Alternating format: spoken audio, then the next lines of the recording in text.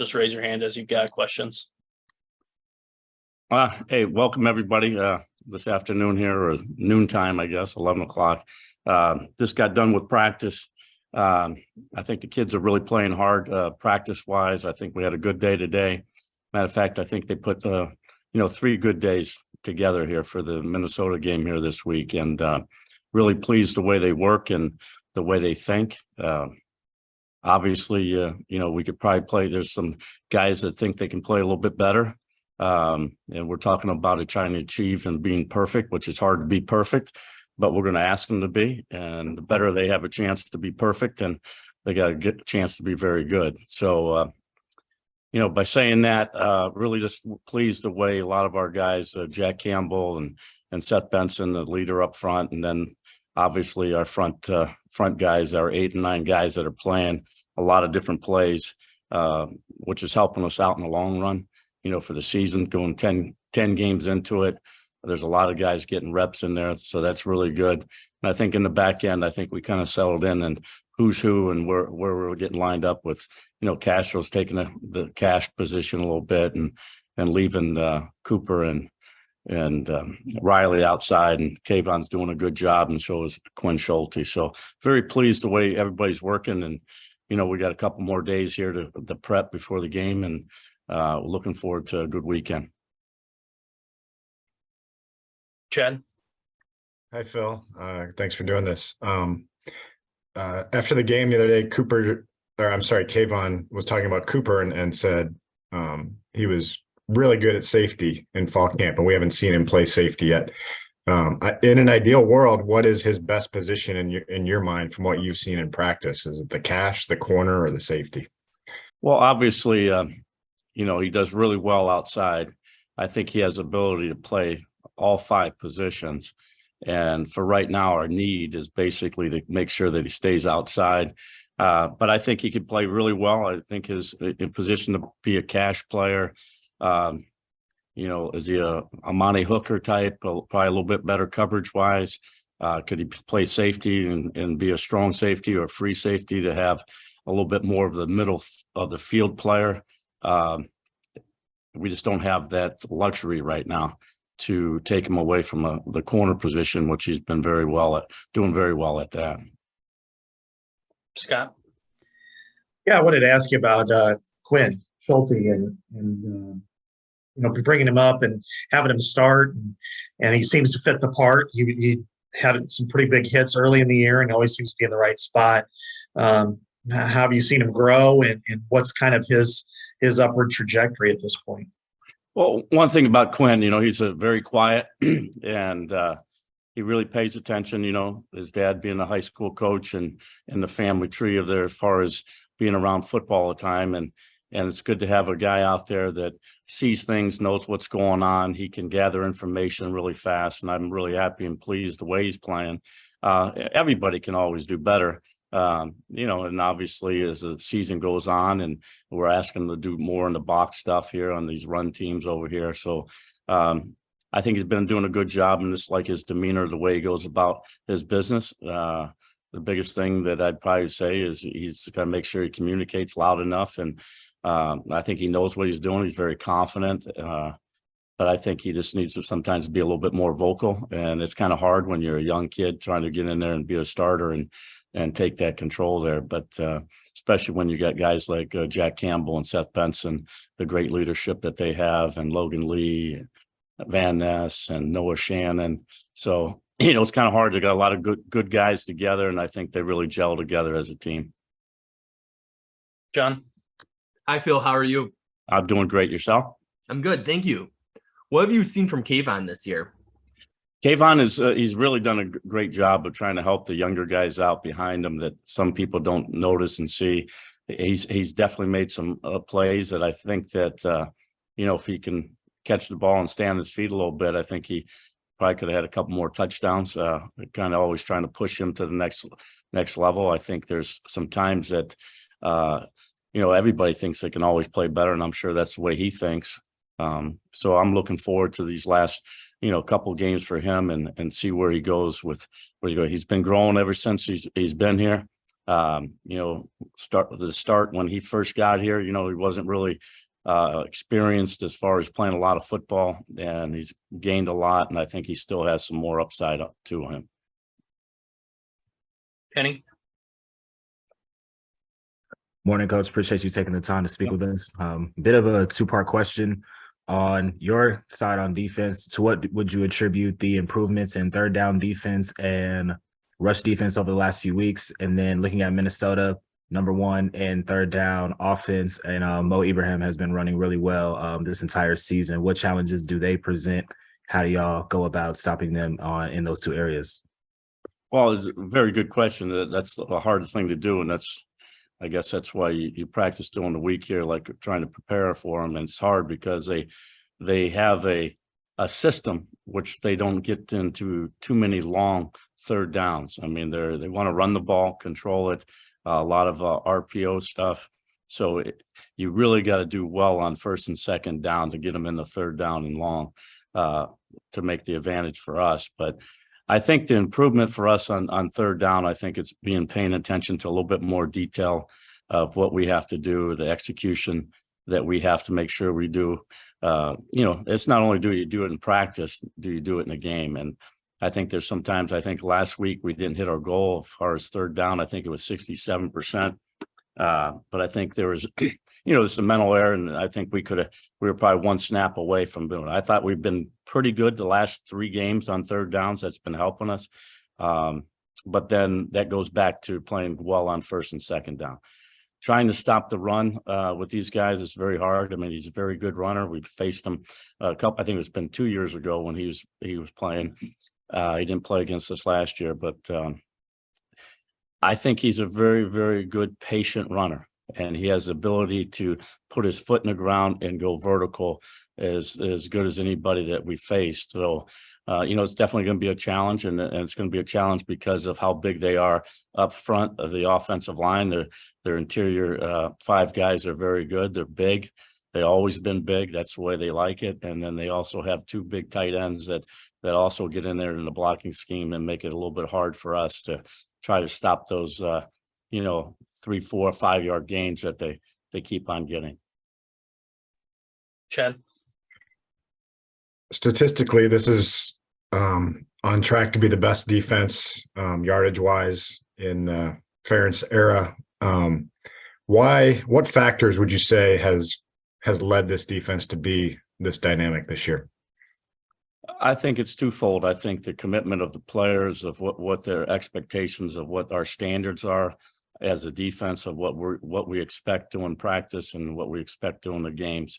I think have been really good with our coaches of the way they handled their individual units and do a great job with that, and how close knit they are. And then obviously up front, the ability to play 9 guys up front. And, I'm sitting there at the average. I think Logan Lee is probably the biggest one that has about 45 plays a game, but a lot of guys are getting 30 plays a game, 25 plays a game. And I think it's keeping us a lot fresher. And I think it also keeps us fresher doing practice of how many times they're getting reps in practice. It's a wear and tear, and you just got to make sure you just don't wear the tires out. And I think up front with Coach Neiman, Coach Bell, they do a good job of rotating them in and putting them in certain situations that's best for us at that time. So, and they have the ability, some guys have been moving around to the end and inside to the tackle, which, it kind of relieves some of the pressure off of some of the other guys that you might not be able to take to pounding all the time. So you try to keep them fresh, and I think you always win up front. And I think just the front 7, they just know so much about what's going on up front, and the small little adjustments that nobody really knows what's going on up front besides those guys. And they do, Coach Wallace has really done a good job at linebacker, getting those guys and what we're doing with the front. So really excited about way the team is going, but obviously our standard keeps on rising at every game. You still want to play your best game every week, and that's hard to do, but that's what we're asking. Scott? Yeah, along those lines, Phil, a year ago, you only had Zach Van Valkenburg was really the only experienced guy you had coming back, and you could kind of see there were they were inexperienced, but you saw the talent, and then the techniques grew with the talent. In what ways have you seen that the front wall kind of grow to where not only can you play 9 or even 10 guys, but just how they execute as well as they do, and in what ways do they do it better than they did even a year ago at this time? Well, it's definitely, as you get older, you expect to be a better football player. And, of all the things you start going through the springtime and you go through the summer, fall camp and all the progressions of you've seen where like, Yahweh Black. I mean, just look at it the way, he's missed a couple games, 4 or 5 games or something like that, but to get him back and be a factor. And I remember seeing a play for him last year compared to what he is this year. And it just shows the growth that they have as you develop. And we've always been a developmental team. And I think when you get so many guys that can rotate in there, it really keeps them they keep them fresh, and then they can be a little bit more focused on their fundamentals. Because I think if you got good fundamentals and you play square, and I think they do a good job with their hands, and they understand what's going on, and they're starting to understand what offenses they're trying to do to you. So as you get older, you get a little bit smarter and play smarter. And that's a big key with everybody in our defense, I think. The more you play, the more you see, the more awareness you have, the better chance you got to be successful, because things are coming and what plays should be coming. Sorry to jump in again. What is it? How does that impact what you want to do on the back end when you have a defensive line that's able to do what it's able to do? Well, the first thing that we always start off with is I always want to play split safety and play one short in the box, and we just got to do a good job of managing up front of how we're doing, and that's the way we'll first start off. And my feeling is, see if they can run the ball on you, and make them run the ball on you. And then if you need something, you start moving the front a little bit, and then you start adding extra guys in. So at first, it changes on every game, of how we want to attack guy. Do we have to play down all the time, or can we get away with playing split safeties and then gradually coming back down and sliding a guy in once in a while? But we always like to do it from our 2 shell or our quarter shell. And I think that helps us a little bit. It makes the quarterback make some more decisions of what they have to do, especially on the RPO game.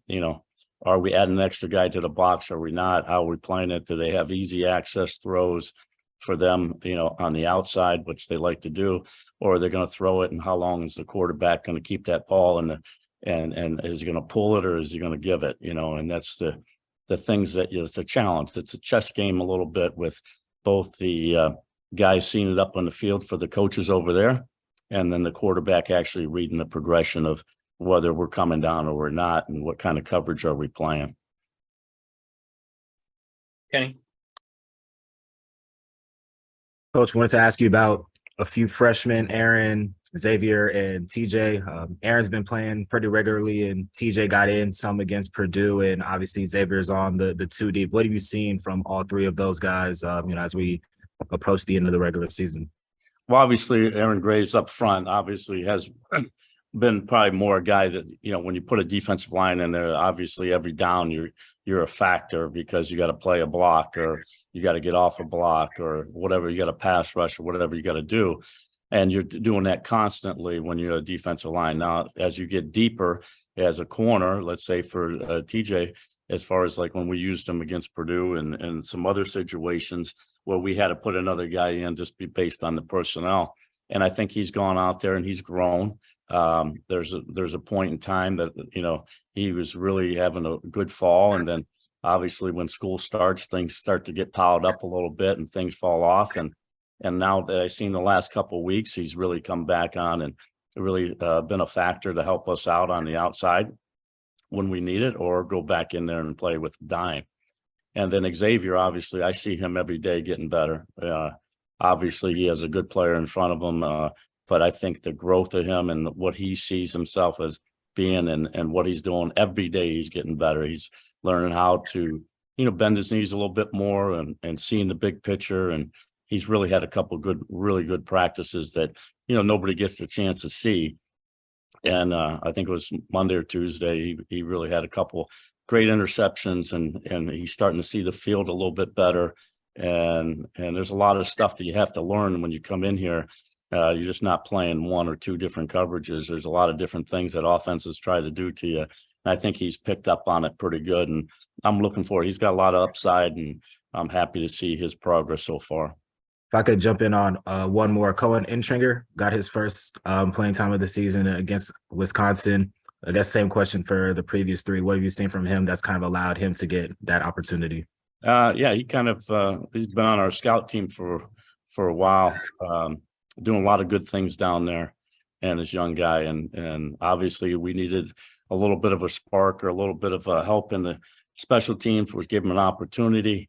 And then we obviously had some guys banged up with us in the back end. So we kind of got him working a little bit with the 2s and 3s with us up on the 1s. I think he has a lot of upside potential. Him and Xavier are, very different types of body types that we usually have there at safety, comparable to Kayvon, I guess.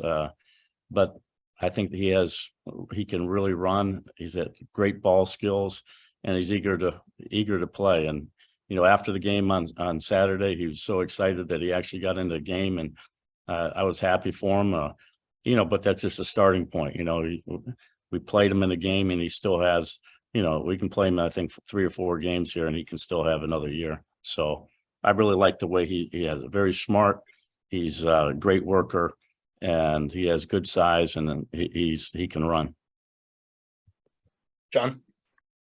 Obviously, Jack Campbell's success is not new to this year, but anything you've seen him really develop on that he's grown in now compared to, say, a year ago?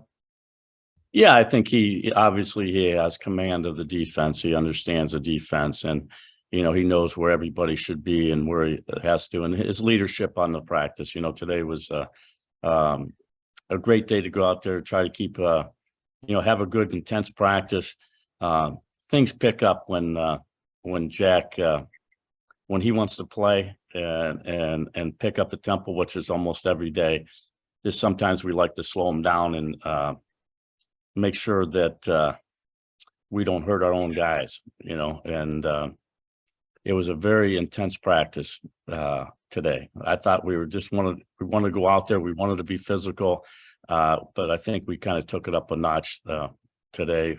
And Jack was a big part of the energy and the toughness and just the way he goes about his business. Scott? I wanted to ask you just a little bit about the mental aspect of being part of a team. And your defensive players have never shied away from having the back of your offensive players, no matter what kind of challenges they faced. And, do you recognize that? Is it easy or is it difficult to make sure that they remain, a cohesive bond? Because, whether or not you're playing lights out, 7 games, you've allowed 10 points or less, and the offense has struggled. Sometimes there can be an uneven feel, but they haven't seemed to have that. And is it something you've noticed? Is it something that's rare, or something just kind of indelible with the program? I just think that's the way our organization is run. It's a team game. You can't win unless you have all 3 phases. And I always tell people that everybody's a family here.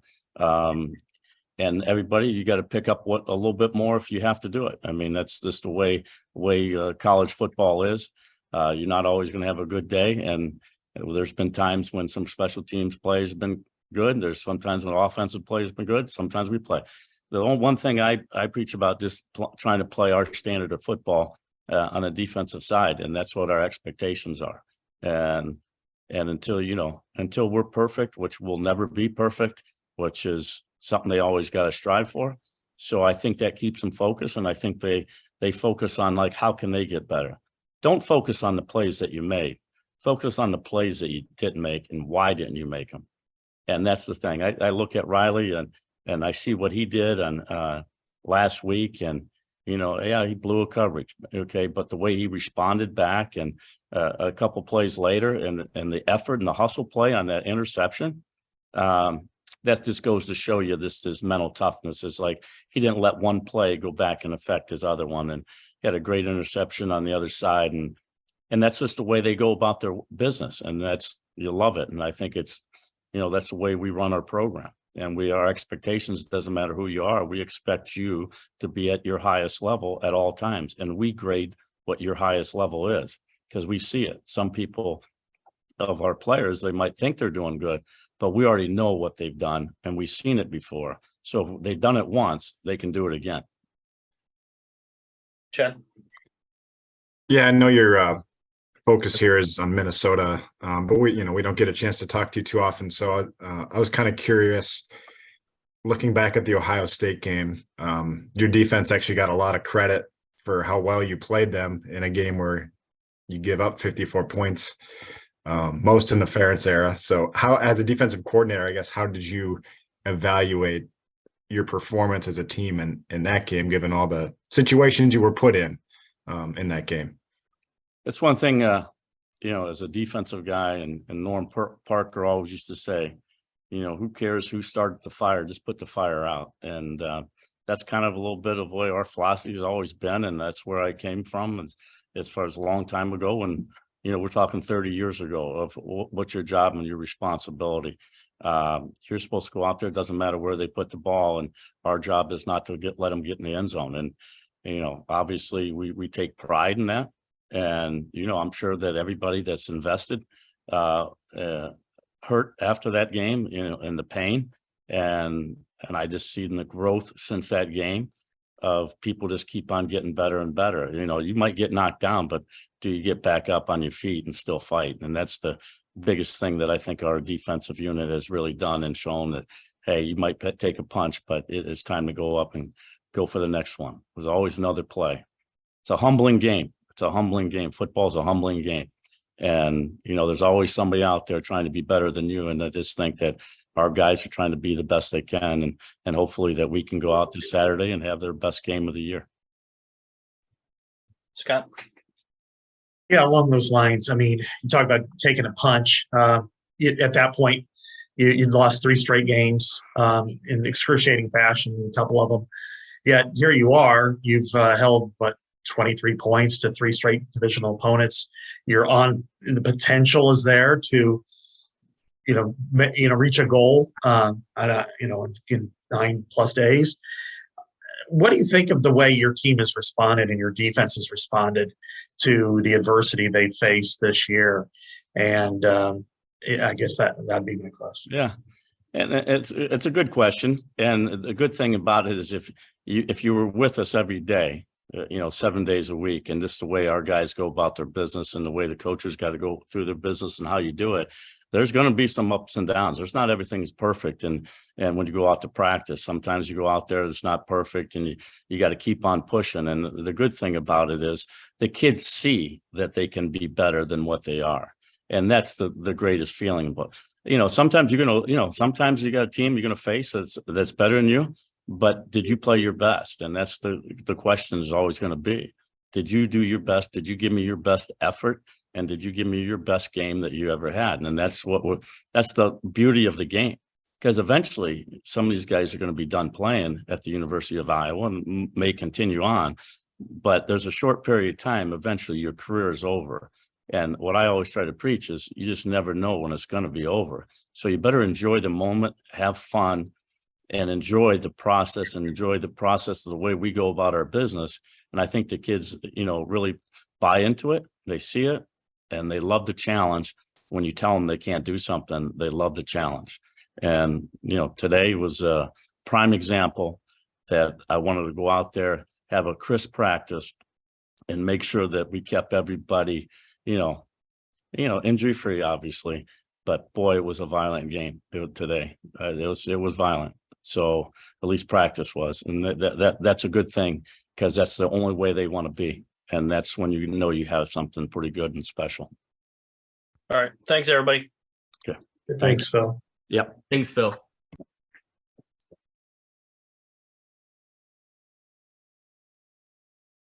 Hey, Phil.